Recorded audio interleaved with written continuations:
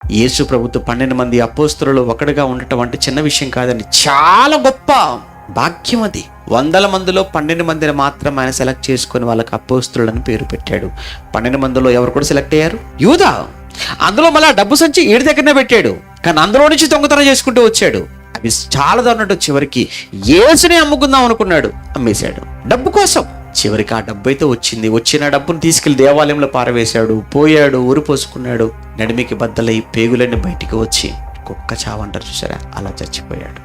యేసు ప్రభుతో ఉండి నువ్వు ఏంట్రా సాధించావంటే చావా. ఎందుకు నీ జీవితం అలా ముగిసిపోయిందనంటే సాతానుకు దొరికాడు, సాతాను ఉచ్చులో పడిపోయాడు. యోధా, నీకు డబ్బు కావాలి కదా, నీకు డబ్బు వచ్చే ఒక ఉపాయం చెప్పనా?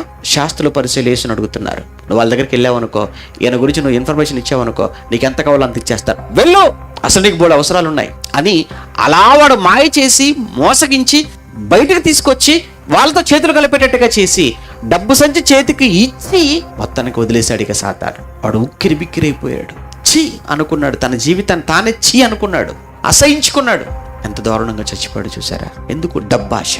ఆ డబ్బు అనే ఆశ, ధనాపేక్ష ఎవరండి పుట్టించారు వాడిలో అంటే వాడే సాతాను.